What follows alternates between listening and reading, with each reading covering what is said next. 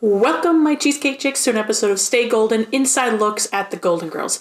Today we're going to be talking about secrets of the living room portion of the set, which, as you all know, is where a majority of the show takes place. So if you're not like Blanche and home without a date right now, sit back, relax, and enjoy these little-known facts about one of our most beloved sitcoms in the world. Stay tuned. The living room set on The Golden Girls remains largely unchanged from season to season.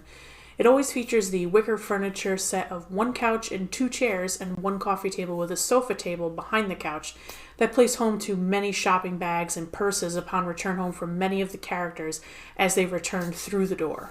The set was designed by assistant art director John Schaffner, whose credits include production design and art direction for timeless classics like The Big Bang Theory, 2.5 Men, and Friends. Yes, that's right, folks. The same man who brought you the infamous banana leaf headboard in Blanche's bedroom also brought you the never-to-be-forgotten purple apartment of Monica Geller. Crazy, right? Anyway, perhaps one thing you might not pay attention to as much is a piece that's walked all over in the show, and no, I'm not talking about Stanley. It's the living room rug. The rug is a Chinese Art Deco wool rug, appropriate for the time and style that The Golden Girls was filmed, and surprisingly not originally purchased for the use in that show. The rug was originally purchased for a show called Condo, which lasted only one season.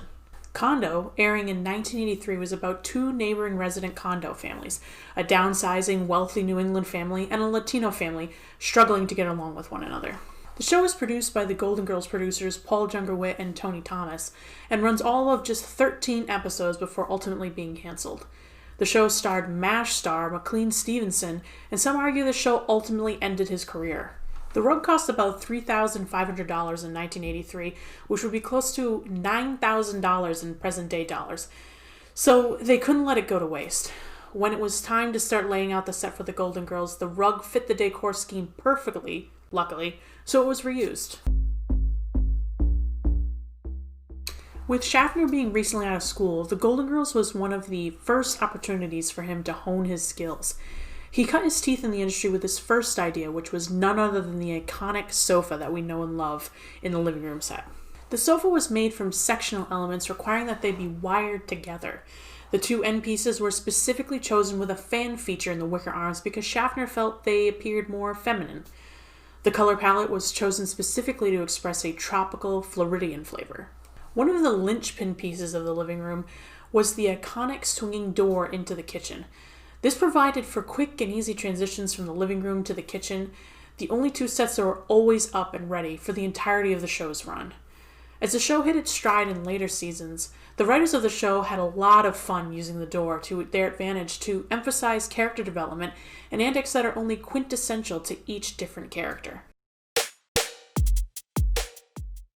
Finally, we turn to the hallway to the bedrooms featured in the back right corner of the living room set.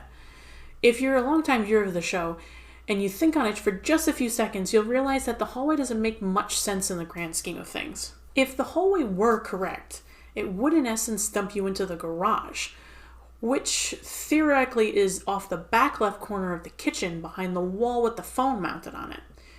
But when we watch the long version of the opening credits, we see B-roll of Blanche strutting down the hallway from her bedroom past Dorothy in her nightgown, which makes sense then, but all the illusion shatters once we look in depth at the house floor plan.